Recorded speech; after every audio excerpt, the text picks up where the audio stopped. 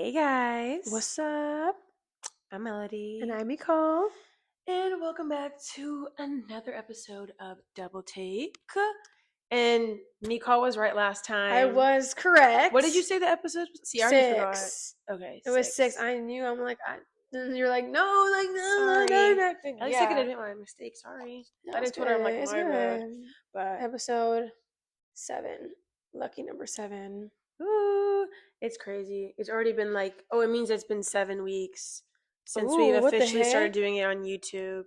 Because, like we said multiple times, even though, like, I'm making sure, like, to say it again since we have new people watching, we have had this podcast since last semester with our publication on campus, like our school publication on campus. So yeah, so that's always been like a thing, but it was never on like a YouTube platform. Yeah. So this semester doing it on YouTube, but there was a point where it literally was only audio. Yeah. Is that great? Is that not crazy? Like for me, it's like I need to see video. So that, and I feel like we're very animated people, so it's like I don't know, it's funny, but it was like also like more like not even more chill because it is chill doing it on video, but I feel like it's like overly chill doing it just behind a mic because it's like it's not going to be on video, so you're just like, okay, like I kind of I beg to differ a little bit on that because for me it's like I feel like I'm not conveyed correctly with an audio. You can interpret a lot what's said in different ways when you listen to an audio. Oh yeah, 100%. When you see a video, I feel like it backs up a lot of the way you talk. Like for example, like you could hear someone say something in an audio version, but like it may come off as like, ooh, they sound like so rude or whatever, but it might have been a complete joke. No, the videos help like visualize what is being said, if that makes sense. Yeah, I was saying more so of like it's more lax for us, like as in for recording. For sure. Because it's like make your hair look right or like wear a cute outfit, like pull up and record. So yeah, but like I get what you mean. Also, I also agree, like in terms of the audience perspective, like I love watching the podcast that have a video component, especially if there's more than one person on it, because like you can see like the dynamic. Like I don't know, I watch so many podcasts, and like there's a specific podcast I'm watching now, and it's literally one of the episodes was like 2 hours and 50 minutes, and it was all on video. Oof. And I was watching the whole thing. I hope that's like it's uncut. It was uncut. That'd be so hard to edit. Yeah, it was uncut. Yeah. I think it was uncut, but like literally, I watched the whole thing every single week, and I just watch mad podcasts every single week. Yeah. So I agree. It's the wave. It's the move. Like yes, people always. I saw a tweet of someone. Let me remember. It was a video of Michelle Obama interviewing Tracy Ellis Ross. And I was like, everybody has a podcast nowadays. Like, first of all, it's even Michelle Obama. Like, oh my god. Because like, wouldn't you want to hear what she wants to say? But I get the idea of like really everyone makes podcasts. Like even though I'm hypocritical saying that right now. But I feel like people make podcasts with zero purpose. I'll say that.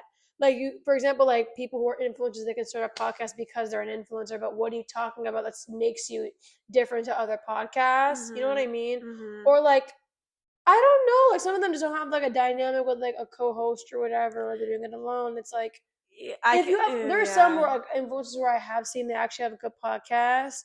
But a lot of them. There's a lot. What are we talking about right now? Like, what and some of them are also very surface level, I feel like. Yeah. Which is why there's very few, like I mentioned before, Ricky Thompson and Denzel Dion are one of the only ones who I've seen like internet personalities that have done a podcast correctly. Yes. Like they make you feel like you're friends with them. Mm-hmm. Like you're hearing in their gossip and their life, and they're actually like being very transparent many, many times. So food for thought. Yeah, and a person right now is doing it right in the podcast world is Kiki Palmer. Oh my god, her podcast is hilarious. Her podcast is hilarious. Funny. She's so funny. I also do really appreciate that she actually puts in a lot of research. Yeah. Whether that's her or her team, I bet she has a whole team like doing this stuff, but they put a lot of research on like really figuring out the people they're interviewing, asking them very niche questions. Yeah. Not repetitive stuff.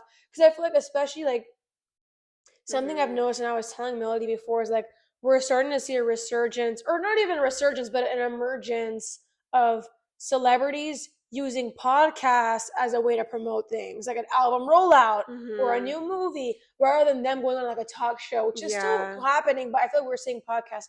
Example, I saw Katy Perry, like she was like on a bunch of podcasts promoting her music. There's like an emergence of a lot of podcasts and people using that as a platform to really like talk and be themselves. But I feel like with celebrities especially, or people who are very known that go on podcasts, they get asked the same questions. Same questions. Yeah. You know what I mean? Like, oh, like, I can give an example of like Chloe Bailey and Halle Bailey. Beyonce. What's the biggest advice she's gave you? I've heard that at least in 10 different interviews. I would be like, here's a link to it. Go watch my other interview where I answered that. Please stop. I like it's exhausting. So like that, or like things like, I guess it's pretty much all. They do the same thing to Kelly Rowland all the time, where it's like, how's Beyonce doing? Like, how did you feel about being in a group with someone as big as her? And like, did you feel like you lost confidence? Like, what kind of question is that? So I feel like journalists, especially with the get it together.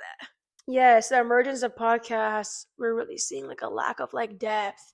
You know what? I would love to even talk about it because we watched a video about this. Call her daddy. I don't even want to be that person or be like whatever, because like she's huge. Like, good for her. She's making tens of millions of dollars. So, but I just feel like something like that where I'm seeing like a lack of depth in such a big platform of a podcast. She very much is like lacking that like asking tough questions, being more emotional. Like we saw the clip of Chappell Rowan. Chappell Rowan said like a very like vulnerable thing, and she kind of just like just kept going with her cards. Like she didn't unpack it. No, she was looking at like her just next question on the card. It's like, I feel like a good podcast for someone who doesn't use. Of course, like any journalist, you're gonna need to have some sort of notes and things to refer to. But you're not gonna be like question one, question two. Like, no, if someone brings up a good point, you should segue and open up that point and talk about other things, and it can lead to even different questions. But who am I to judge? You know? Yeah. I was gonna mention like 2 minutes ago that I feel low-key hypocritical because I used to not even clown, but I used to just kind of like poke fun at like podcast like Fresh and Fit or whatever it's called. That's so different. Where I'm like, oh my god, anyone who gets on a mic, huh? It's like a hyper masculine podcast, like toxic masculinity. I guess. If anybody, but I feel like a lot of people generalize podcasts because of like people like 100%. That, and I was one of those people where I was like, oh my god, anyone gets a mic, stop selling mics, like honestly, but now I'm like, it was once we started finding more of podcasts that fit our niche and fit things we're interested in. I'm like, yeah, it's definitely difficult to be an uncut podcast, especially if like you are talking about a lot of topics and need a lot of things to flow correctly. Yeah, one day I hope that we can have like a full length, like 1 hour, 2 hour one with like no cuts. Cause like sometimes like we cut to fill like gaps. If we're trying to think of how to word things, we cut it kind of like that. But or like tangents, because or tangents, things are like, okay, this is irrelevant. Like we're gonna cut it out because we know people have short attention spans. Like Jesus, it's funny because I literally just said we love to talk, but like on the flip side, like we actually are somewhat of reserved people. It's more so in certain spaces and also like together, of course, where we're like boom. So but like, I mean, would you say like you're like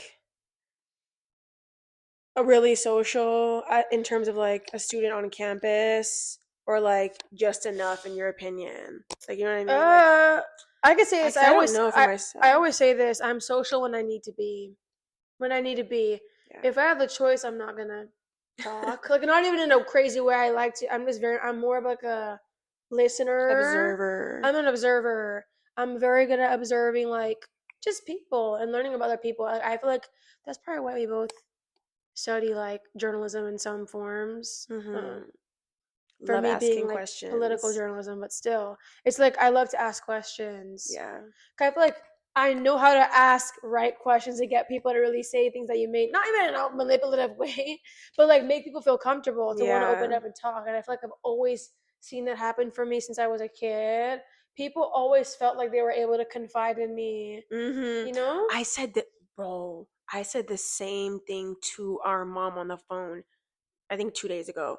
I was talking to her right here. I literally was like, I feel like I've noticed in my life, a lot of people like confide in me and really trust in me, and I take that as a compliment. Yeah, of because course. like it means that like they just feel like the comfortability to like actually be like, okay, I'm gonna be vulnerable and tell her this or that, or like give her this information. I'm telling you, there are people who have like the same day I meet them, within hours, tell me their whole life, like genuine personal things. Yeah. You would think we've known each other, but hey, would you say you are?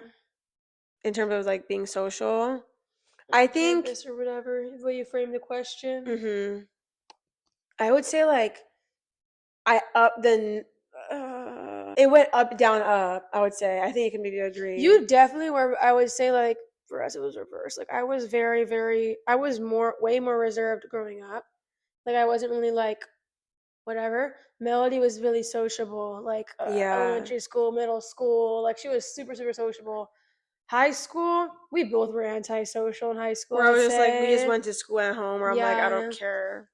In college, it's like, I would say like fluctuates. Like I feel like it was literally up where it was like freshman year. Even though I entered very, very, very shy, up as in like being social, and then it went down sophomore year. I feel like a little bit, because we started really actively getting roles on campus and working. So I'm not even saying. If anything, we became more social in those spaces. Not even like in terms of like the whole campus. If that makes sense, you know what I mean? Like we weren't like. So social when you need to be. Pretty much. Okay, yeah. There we go. We can say it like that.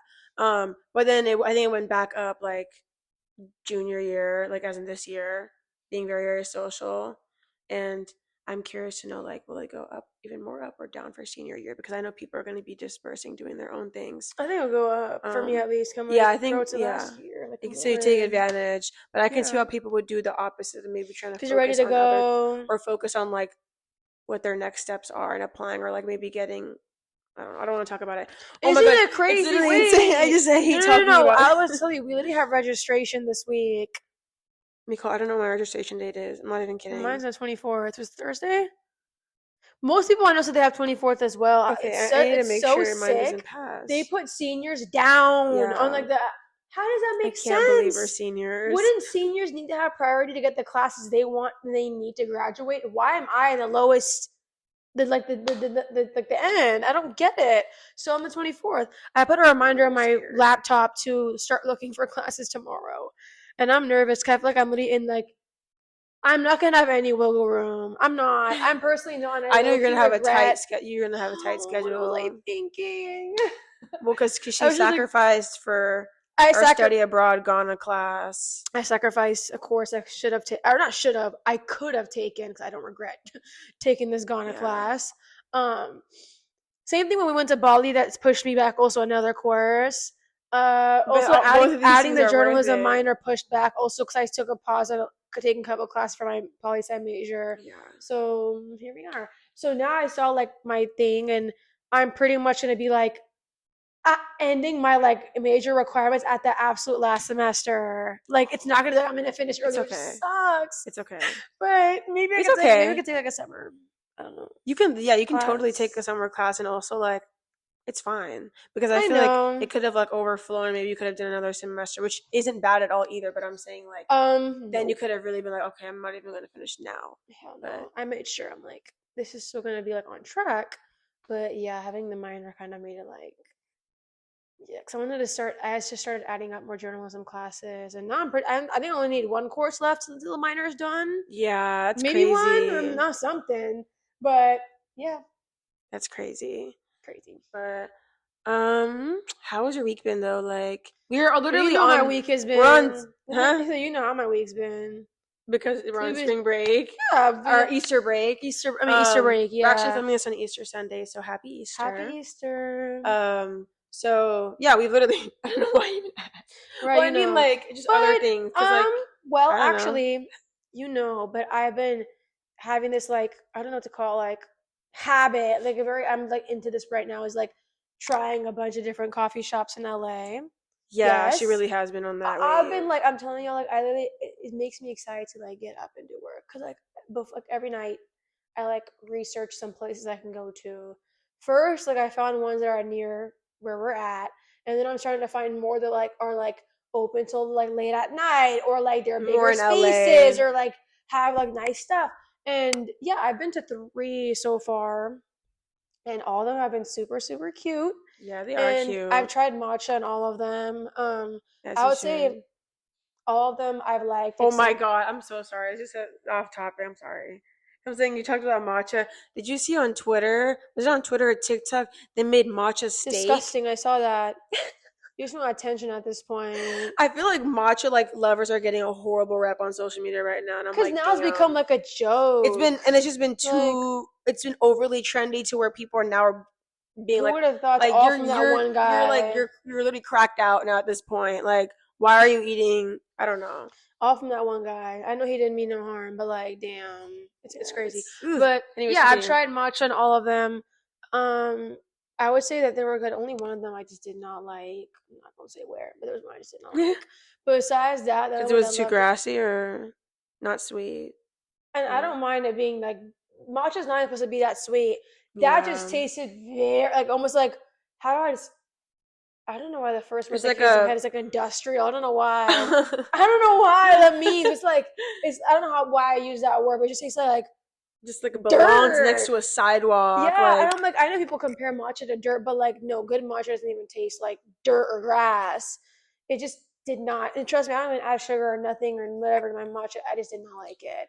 Bro, it just tastes like I don't know. I don't even know. You could have, or not. You could have. It came. No, I'm saying I wonder. No, I'm saying I wonder, like, if that specific place had chai to add. Mm-mm. Adding chai or vanilla will always make matcha better, or honey. Vanilla or strawberry. I'm telling you. Or strawberry, yeah, strawberry. I just tried. Or lavender. In our on-campus coffee shop, which I also do love their matcha as well. I got this strawberry. I asked them what's like the most popular like version of the matcha, because I always just get matcha with vanilla. They says matcha with strawberry.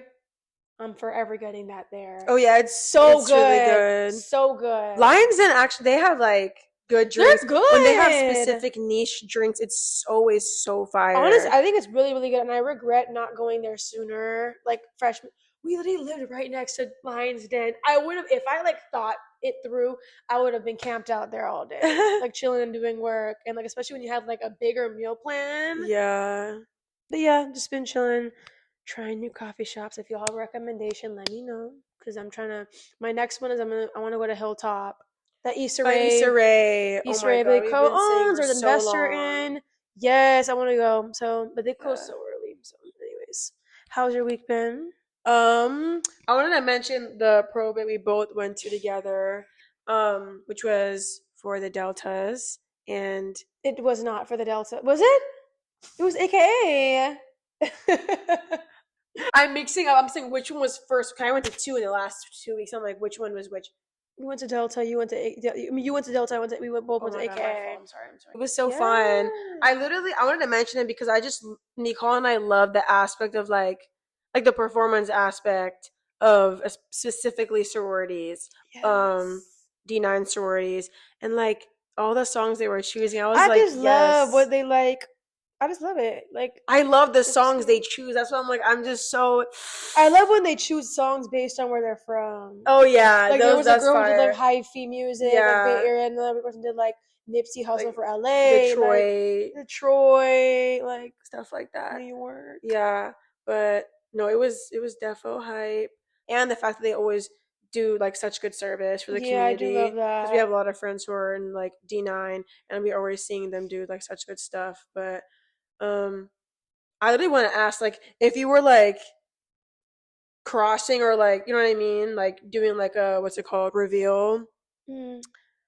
What like song would you choose? Ooh, I think it would heavily so much like you could do so many. I don't know. I think it would for like a probate. I think it heavily would depend on which one I would. Which one you join? For me, like I already am like, oh, let's talk about this. Oh no, just say in general. Just say in general what song you choose.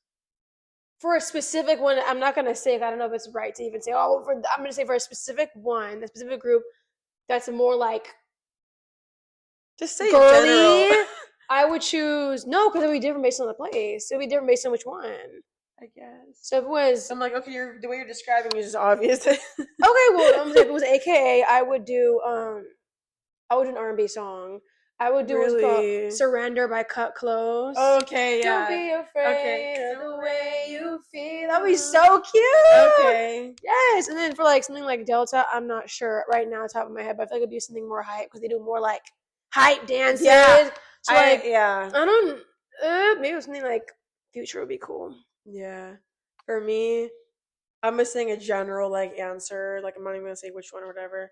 I would just do Neck on a Yet by Gunna. You're saying this? Yeah, we were talking about. I was saying if I was a guy, specifically if I was a guy doing D9, that would be my stroll song. It would be over with. Y'all, no one has done it yet. Wake up and do it. I feel like just like seeing that like in college, even like not being part of it, it's just so fun to like be immersed. It's so exciting. And, like, watch it. Because the culture is starting to be more lively on our campus, so it's like fun to see. But yeah.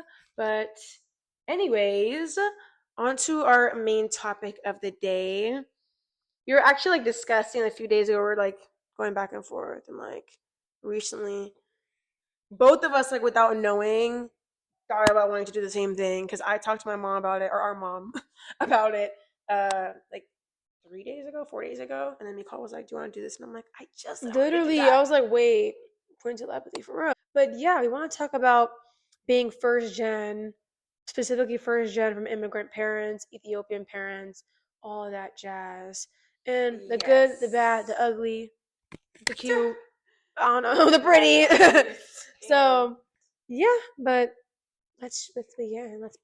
So I think it's worth mentioning on this little podcast channel we have, because it is definitely like transformative for us still to this day. It's not like this is what made us like who we are today. It's still like seeps into how we are every single day and like affects our little decisions and actions every single day just from being like first generation alone. 100%. So I feel like because especially we can only speak for our culture and Ethiopian culture, Habesha culture is like they're very traditional. A lot of Habesha kids are taught the same things. They carry the same values even as they're in college and growing up.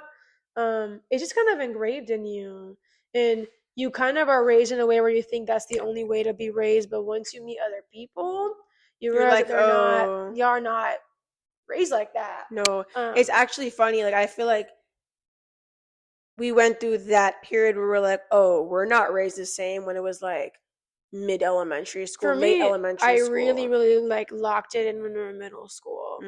Maybe because elementary school we had a little bit more of a diverse community, and it was a lot of immigrant kids. Yeah, were in elementary school. Middle school was a little bit like significantly less, and there I was like, like I can even give a prime example. Like in middle school, like a lot of our friends, their parents would let their kids literally wander around and walk to Target or walk to Walmart as like when they're 12. My parents are like, hell no, that is not happening. It would already take so much to let us go to like the nearby boba shop. We couldn't even walk that close. Like the movie theater that's like enclosed, or like you're not gonna go. Like you're not gonna go to the movies. Because I feel like also Habeshas are very like not even just superstitious, but they're also paranoid. So it's like, for example, I'm not even trying to manifest anything, but it's like they can make a scenario out of anything. It's like movie theater, someone's gonna come with a gun. The theater, or they actually someone's gonna bomb literal, it. Like they show actual like receipts of this happening. My mom will say it, and then an hour later she'll send me the news. She'll be like, look at this from like 2 years ago. Look at this. What happened? Especially, I don't remember what. I think it might have been 2020, 2019 when Astroworld happened. Our mom has forever since mentioned the Astroworld. Thank you, Travis. The whole like tragedy of that. My mom always mentions saying like, you guys don't remember when that happened, or even the Ariana Grande Manchester bombing. Whenever you want to go to a stadium, she says that every time. And it's like, and you can understand their perspective completely, but it's also it instills a lot of fear. I would say I feel like we grew to have a lot of anxiety over. Not even that is valid to be fearful of that, but I guess I could say, at least for myself, I grew to have a lot of anxiety for very minuscule things. I was going to say, for you, for sure, you definitely grasped onto that more, and it was harder for you to let it go in terms of like having paranoia of certain things of like life or death or whatever. For me, I feel like I definitely knew I had to unlearn it and force myself to unlearn it, because I was like living with paranoia every single day and being like, it's unhealthy. I don't want to go to like this country because this might happen. I don't want to go to this country because someone might pull this out. You know what I mean? Doing that, I feel like it literally suppresses your life. And I had a conversation with my mom about this, like, what, a year ago? And even I don't know what concert we were going to, or maybe what event we were going to. I was like, I understand your position, but I literally do not want to limit our lives either on what we can do in our 20s. Like, imagine we're only 21. It's like, I don't want to be like, oh my God, I'm so scared. I'm gonna be in my room. Yeah. I'm gonna lock my door. I'm scared. Like, I understand her perspective, but it's just like, you also need to understand the flip side of like, just remember, like, okay, I'm gonna tell myself, you'll be okay, you'll be fine. Literally. It's fine. That's why I'm always saying, like, God's gonna protect me. Yeah.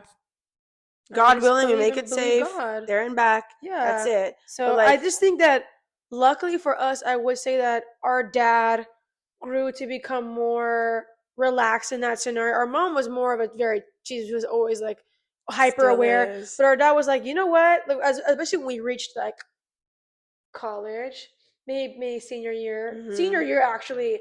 It was literally like, go senior year. Go outside and do this. Go try. Of course, because I would hope so. We're like 18 or 19 at the time. Yeah. So it's like, go try this. Go do this. Go outside, do this, whatever. It's like we were encouraged to go explore life.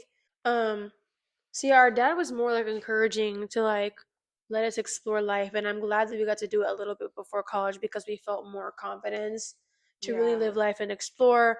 And yeah, I just think unfortunately a lot of immigrant kids or first gen Americans are stuck in that bubble where they still feel like overly sheltered, or this idea of like a helicopter parent, and it's just like, once you get out of it, oh my God, you will see the light. Like, honestly, we still hold the values very, very closely though. But we, like she said, we're growing to be like, we'll be okay. We deserve to try things. We deserve to explore life and travel, for example, to like different continents without our family being behind our back, or just, you know, going with us. If we're able to like go to places like Indonesia and Bali, and now we're going to Ghana. So it's like, you know, make the faith.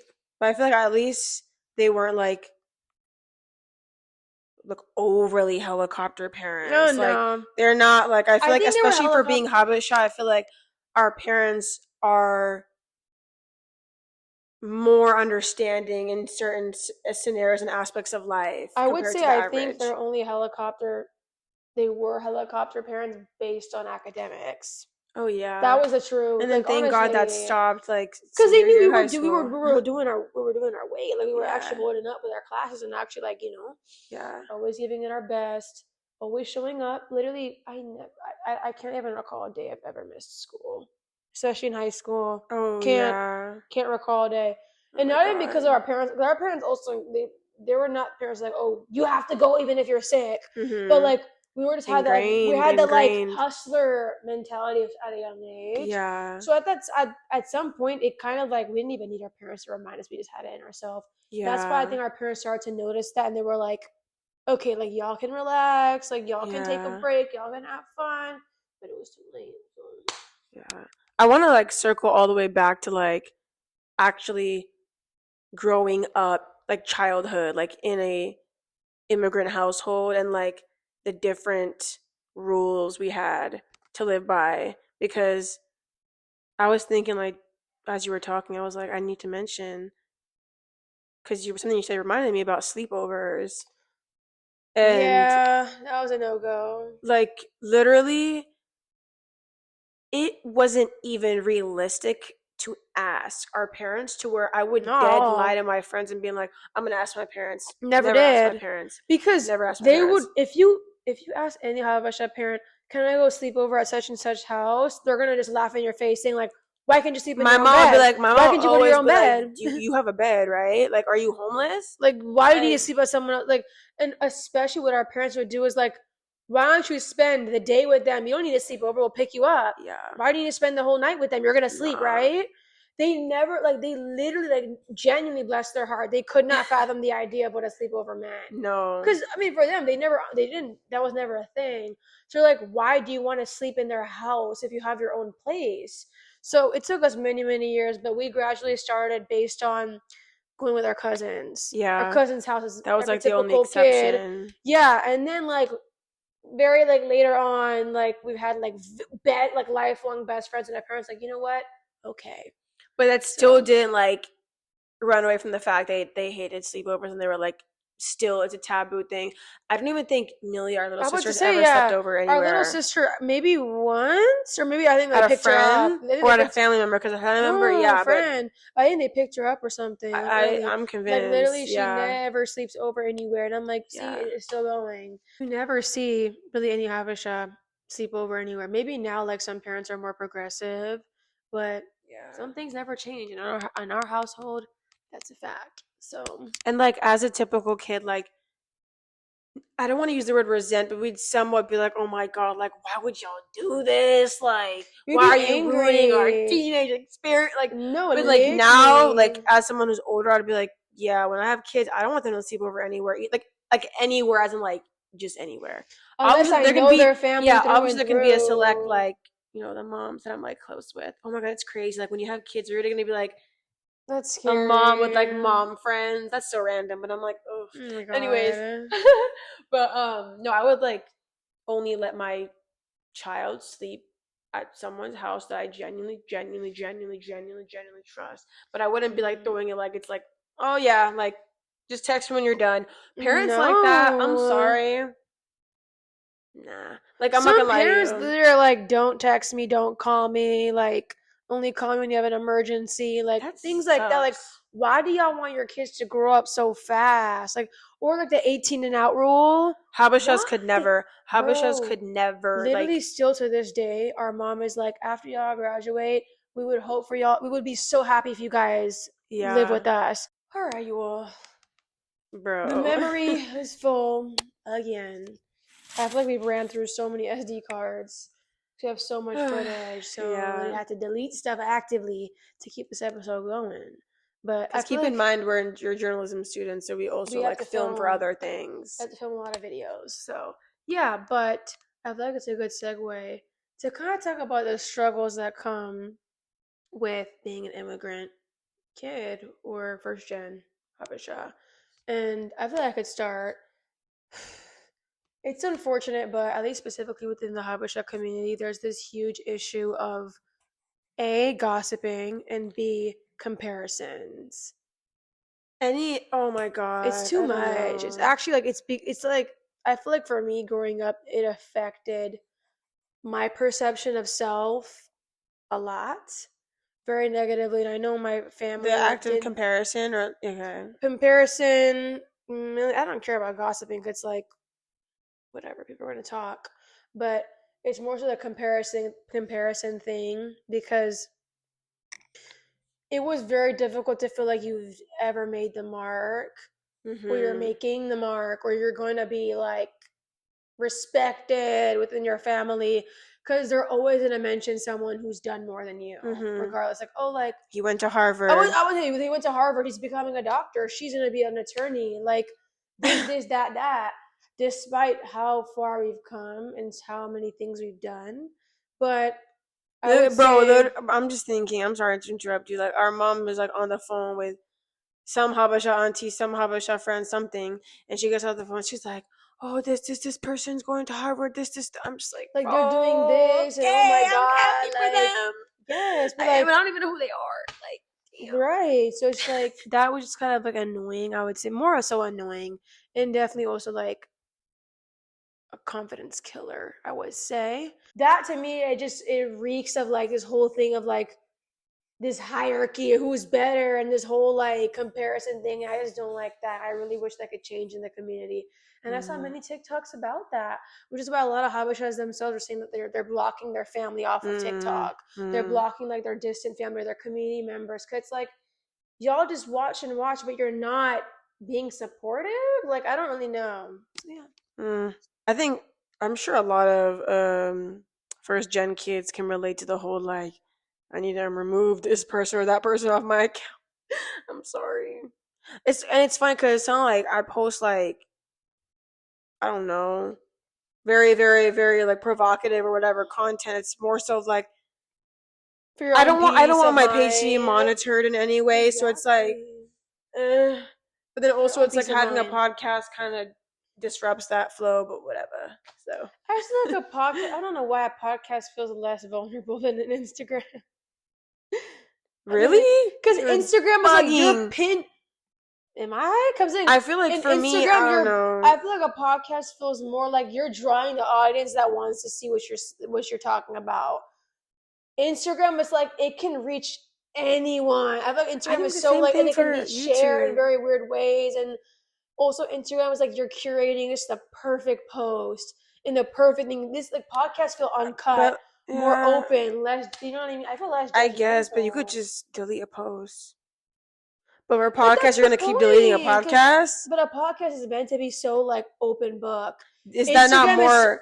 But is that not more? But is that not more? Huh? Instagram is. It's like it's so like. You're saying Instagram is harder or something? Isn't it not more fearful to put yourself out there on a podcast where you're saying you're gonna be open book? That's what I'm saying. But I feel like Instagram just delete the post if you're scared. Archive it. It's just so private your account to me. Private your account. But like, there's just no point in doing that. There's just no point in posting if you're gonna keep deleting and taking it down. That's my thing. I'm not like for me. I'm only gonna take it down if it's old. If it's old, I'll take it down. Besides that, I'm not gonna be like I'm gonna post delete it. I'm gonna keep archiving. But I'm saying that there's an option of that. Like if you were having anxiety or whatever. You can private YouTube video. But you're gonna keep doing that when you post it? No, but I'm just saying the fact that you feel more inclined to do that on Instagram. You're constantly like, oh my god, do I look? It's an image. I think a video is so like a bigger spectrum of you. You know what I mean? Like a photo's like it's a photo. You could look if that one time, you so look good another time. You stared at it for too long, I want to delete it. You know what I mean? You have more time to look good in the video. Yeah, that's kind of what I think too. Like you have more time to like really like sell yourself in a video instead of a photo. Like yeah, but okay, we just derailed. But I think that I guess I can segue that to even doing things creative as a first gen, like I don't know, kid, because it was never even realistic or like in the radar of anyone in our family for anyone to pursue something in the art, entertainment. Yeah, in the arts for like a career. So I feel like even doing things like the first time we were like, okay, can we like do something acting related outside of school or something? They were like, what? Like I remember literally like, I don't know, my dad just thought all of those things were a scam. Like all those ads where they're like, come audition for Nickelodeon. Yeah, go like to the same casting agent as Ariana Grande or Demi Lovato. Literally all the time. And like to pay like hundreds of dollars to even get in. I would be begging and be like, bro, can someone take us? And then our dad would be like, that, or I think my mom, my dad, one of them was like, literally that's so obviously bogus. Like, what the heck? But I don't know. But in general, like even outside of that and trying to protect us, they just didn't really see the end goal of like acting beyond doing actual schoolwork or like beyond studying up a profession like biomedical science, which was what we were doing literally all of high school. So it wasn't even until like I would say high school when they saw like us actually perform. Yeah, then they were like, our dad, because okay, our mom always saw our stuff. Like she always like she was very much like front row watching our shows since we were like in elementary school, middle school, high school. Our dad like periodically would come because he was working a lot. And I remember like traveling a lot. And there was a point in high school where we had like a Billy Big show we did and he watched it and he was like, okay, like y'all should take this seriously. Or like try to find something out of this. Like he actually saw the potential in us. And I feel like that moment was such a like heartwarming moment to really see, especially someone who's like an immigrant parent, literally like understand your reasoning for why you're doing what you're doing.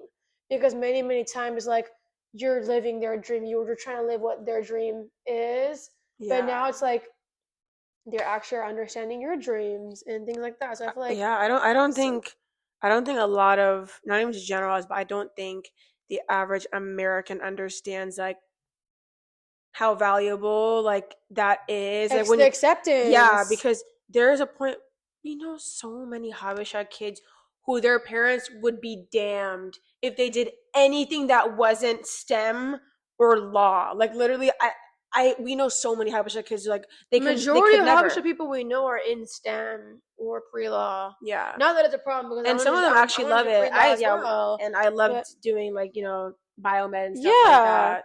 But it's like many we've seen it like literally based off of real conversations is that a lot of them are like, we didn't pay for you to go do this. No. This is not, we came to America for you to do. Yeah. Like, and I think, that's what we carry though with us, both me, Colin, and also I'm assuming every immigrant, first gen kid, whether they're Habesha or not, just that idea, like your family did so much for you to get here. Your family literally like practically moved mountains to even get to America and to flourish. So it's like, why would you not respect their wishes? You know what I mean? And that's why a lot of people, I would say, around us are very surprised because I'm very, very, very, very, very, we can both say as well, very communicative with our family. I pretty much tell my parents anything that I'm going to do. Like, not everything, but like many things I'm going to do. Things I'm planning to do. Kind of like an informal way of asking for permission, even though I don't ask for permission because, like, what are you going to do? I'm living in LA. Yeah. But just that sense of, like, I'm letting you know what I'm doing. I'm letting you know where I'm going and what my plans are. What, like, if I want to go out, if I want to do this, if I want to do that. Because we've generally had this, like, strong bond and respect with them. And many people are like, why did you don't owe them anything. Like, why does it matter? You're 21. But it's like, as an immigrant kid, it's like you respect, anyone respects their parents, but like you have like a very deep respect for your parents when you know how much they've endured to get you to your point of life right now. Yeah. So it's like, I feel like it's just like the smallest thing that I can do to make them feel really present in my life, even if they're 300 miles away.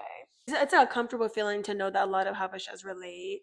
It's such a universal experience to like go through these things or like kind of be excluded from certain events because we can't go because our parents said no, or like any school dance. Yeah, any school dance. Oh my god, it felt like we didn't go to any of the middle school. You literally would have thought I was asking to be going to the Navy, to go to the Navy. You would think I was like, okay, Mom, I want to go to the Navy. She literally was like she couldn't fathom I was asking her to go to the school dance that was on our block, by the way, because we lived on the street. We lived literally a 2-minute walk to school. Yeah, and like my mom would be, she's so exaggerative. It's so funny. That's where we get it from. But she couldn't even fathom that we want to go to a school dance, and they never even understood. They were like, "Why do you want to go to a school? What is a school? Like, what do you want to do there?" They just, because they didn't experience elementary school, middle school in America. No, yeah, so it's like a universal thing. And also I wanted to touch on like how there are people actively not even just breaking the stereotypes, but also just like bending what it means to like, I don't know how to say this, just what it means to be Habesha. Like there are different ways to be Habesha. For example, like The Weeknd, Amine, yes, Almeida. There's so many Habeshas who are like in like the industry who are like flourishing and doing things that are like, so I don't know. Thank the Lord for that. They're literally like artists, rappers, singers, alternative rock. Almeida's literally like alternative. Yeah, even like Kalila. There's a lot of stuff. Like we're finally seeing multifaceted Habeshas, because Habesha is not, there's like not only one way. Yeah. But the one thing I will say that I absolutely love about being Habesha is that no matter how different we are, like of walks of life or like things like that, we always have the same just mindset, traditions. That's what I was saying before this. I'm like, we're always just like unified. It's the same mindset. And I feel like, well, you obviously don't personally know these celebrities, but like you can even tell in interviews, or you can notice like they are still authentically Habesha. It's insane. Amine, like, you could tell specifically for him, he really incorporates it in a lot of his music. Oh yeah, just small little things. Like for example, like the song "Familiar," the music video, like the typical Habesha uncle with the I don't know if it was a Toyota Camry or whatever car they had. It's just so like it gives a nostalgic feel because it's so raw and real. Like he's like for real, like a Habesha boy that grew up with those traditions. And like every, even whether it's first gen, second gen, whatever, I feel like we're always just taught to be so proud of being Habesha. It's instilled in us. And I know people are, if you're annoyed about Habeshas always talking about being Habesha or being Ethiopian, sorry. Like, we're always just talking about our heritage, our ethnicity, where we're from, because like we just have the coolest culture. Yeah, there's so many things about Ethiopia. Like, I want to read like more books. I didn't watch documentaries, movies. Like, I'm so fascinated. Yeah. Every time my parents tell me stories, I'm just so fascinated. I'm like, it's just so unique. It's just so unique. So unique. Y'all need to look into it. If you're not Habesha, look into it. If you're bored, definitely like read like just like Habesha culture, fun facts or interesting things about Ethiopia, because it's so interesting. But no, defo have always been proud to be Ethiopian. So even though like we literally go through like ups and downs in terms of like trying to conform to the American experience, but also being weighed down because we have to also conform to what our parents want us to do as well, because we live under their roof, like growing up. But we made it work. We had a balance, and like we've mastered that balance now, where we're like, it's just very much like, obviously we're always Habesha first over anything. 100%. This is like a no-brainer for real. Yeah. But we've also balanced like just being like, typical American young adults. Yeah. So yeah, but that's kind of what I want to talk about today. Cute little reflection episode, but no, yeah, because it's like imperative we always talk about like just the first gen, also your Habesha experience, because that shapes a lot of like who we are. Yeah. So who we are. And yeah. what we're proud of. So yeah. You can segue to the outro of this. Okay, can I go first? Okay, go first. Okay, because I'm gonna say it quickly because two things that are related to each other. But you know, tell what we're into. So I'm gonna say music this time because I actually do have it. I mentioned to you earlier, I have two of them that I've been. You might say the exact same too, by the way. Maybe because who knows? I've been bugging you about these songs. But one is "Kissing in Public" by Destin Conrad. Absolutely love him down. We were talking about him last night because we used to follow him since he was literally like 13 or 12 or something. Yeah. Because he was on Vine in YouTube. Like, if y'all, I think it was mainly Vine. If y'all know, he was a comedian, truly, like Jay Versace type of thing, like very funny. Yeah. Absolutely love. I just love Destin Conrad so much. Everything. I love him so much. I'm dying to see him live. I love it. I've been listening to it all day, every day. So, "Kissing in Public" by Destin Conrad is one. And two, which is in the same circle of that, is "Do What I Say" by K1. Do What I Say. Yes, I was telling Melody, because I heard the snippet of her song on Instagram. I told Melody, I sent it to our friend saying, this song is heat. This song is heat. And when it came out, did not disappoint. It's such a good song. I love it's just, how do I oh my god, I describe it? It's just smooth. It's really, really smooth. It's smooth so R&B song. Unfortunate because people were like saying in the comments that she sounds like a female version of Tory Lanez. I can't help, I don't listen to Tory Lanez really at all, but I can't help but see where they're coming from with the like, paint your nails. Paint your nails the way I like. It just sounds like it, a little raspiness. So smooth. I love the song though. I love it. So good. And I found out she produced it herself and wrote it herself. That's so far. I just am obsessed with that circle of like Kehlani, K1, Ombre, Destin Conrad, Sasha, Keeble, Makeen. Like, yes! Yes. They're like the Avengers of R&B right now. Literally the Avengers. So, yeah, a little bit in the R&B mood. So those are my two songs as well. I knew we were going to say the same too, period. R&B's been on top right now. I wanted to briefly mention something so random. Have you been seeing the USC Ice Bucket Challenge or whatever that's happening? I've only seen one video, to be honest with you, on TikTok. I saw multiple. I saw one of a guy using, I really want to find it. I want to find it. A guy went to discuss and used an iWatch station. No way. Yes. I want to find it. There was one, like, the ones where it turns into, like, AI at the end. AI? No, like, the videos where they transform the person? Yeah, they transform the person to AI. Someone did that. Yes, like AI. Like an AI cartoon? Like, they're moving and it's not them. Like, it's AI. Oh, okay. So, while you look for that, I'm going to say that I don't like that. I feel like the Ice Bucket Challenge is meant for ALS. What is this for? Mental health? Yeah, but like, why are they using like what was used for ALS awareness? They just want water dumped on them. And honestly, I don't even think no one's talking about mental health awareness. No one's talking about it. Okay. Thank you, Edie. Wildman City Kalman and Callie Sky for nominating me for the USC Mind Challenge. I'd like to nominate Ryan Albright, Anna Spinella, Kayla Kieran Mishra, and Ronan Leo. What? Wait, what? What did I just look at? Callie Sky for nominating me for the USC Mind Challenge. I'd like to nominate Oh, she didn't want to wet her hair. Kieran Mishra, and Ronan Leon. It's like you it's like a reverse. What the hell? Someone said AI water. I'm dead. That's funny as hell. But the reason why I mentioned this thing is because were you gonna say something about it before I asked the question? Oh, something different that reminded me. Oh, I'm gonna ask something really quick. Yeah. Since it reminded me of ALS, was there like ever like a challenge?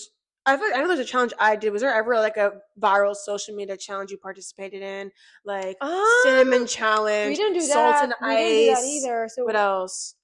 Oh, Kylie Jenner lip challenge. I did that like 3 times. Challenge and like the helium challenge. Oh, helium. Stuff like that. I literally did the Kylie Jenner lip challenge. My lips were like up to here. It was scary. Like I literally almost screamed. I don't recommend that. But I did that multiple times. Helium, that was like a funny little joke. But we didn't do anything. We weren't allowed to do anything. Like salt and ice, or like people did. What was it? Tide Pod. The Tide Pod challenge was like 8 Tide.